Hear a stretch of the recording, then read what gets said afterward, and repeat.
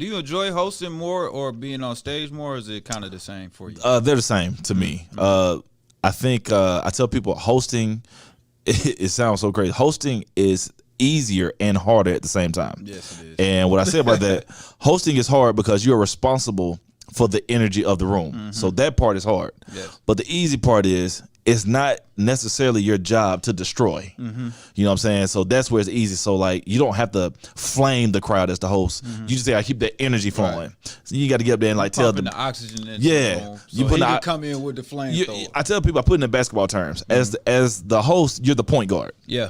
But you're throwing the alley hoop to LeBron. Yeah. You need LeBron to come and dunk after you throw it up off the backboard. Right. You know what I'm saying? So that's why I say it's the easiest and the hardest. Yeah, I love that take on it, man. Right now on the radio side, we got Rod Minger. On the streaming side, you can see who's in here. Tell me about social media, man. I think I was introduced to you through social media on two different ways at the same time almost. One, I saw you on a popular podcast, and I saw your take on things, and I was like, he's definitely got to be funny. And then you open up with your tagline, you be like, yes, hilarious. Hilarious, like, yes. So, and then also I saw you with the hat trick. You was doing man, this man, bro, that's God right there. Let me tell you why, bro. When I tell you I went to, I was at the Start On last night for Ricky Smiley's karaoke. Dope, I love that So spot. yeah, we had just came from Memphis, and I stopped in Birmingham before I came to Atlanta last night. And 3 people walked up to me like, yo, man, why'd you stop doing the hat thing?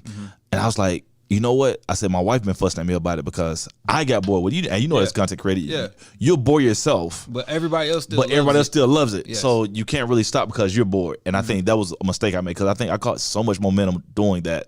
And I just cut it out. But yeah, man, I probably did like 50 to 60 of those. And then one day I was just like, man, I'm tired of doing this, man. It's because I felt like there was no surprise element. But then that's just me challenging myself. I don't want to be one of those comedians that does something repetitive. Yeah. But that's the world we in now. People like repetitive stuff. They want to see you do the same thing over and over, but just a little different but not too much. Yeah. And so it's a mistake I made, man. I'll tell you why.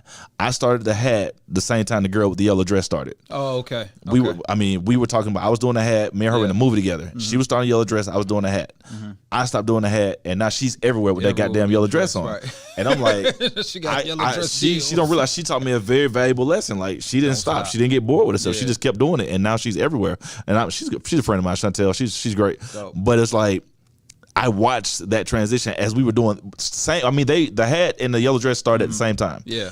I just stopped because I got bored. I'm like, she's probably gonna get bored of the yellow dress. She never did. She did one yesterday. Yeah, she might be bored, but the audience will never know. The audience love it, and right. she's getting booked everywhere for it. So I'm like, I learned the valuable lesson. So like the fact that you said that, I'm gonna bring it back. Let's do it. Y'all heard him say it. It's my fault. The hat is coming back, man. Yeah, bringing the hat back. You're welcome. And then the podcast, that was with Katie Bow and my homegirl Tiny. Yeah. I guess the world knows her as Indescribable. Right. But Tiny, she put me in my very first viral video.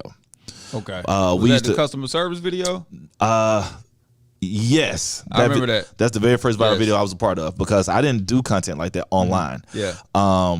And we were doing videos together. It turned out we did that video through my boy Al G, who's a popular director here in Atlanta. Okay. And we did that video. It goes viral.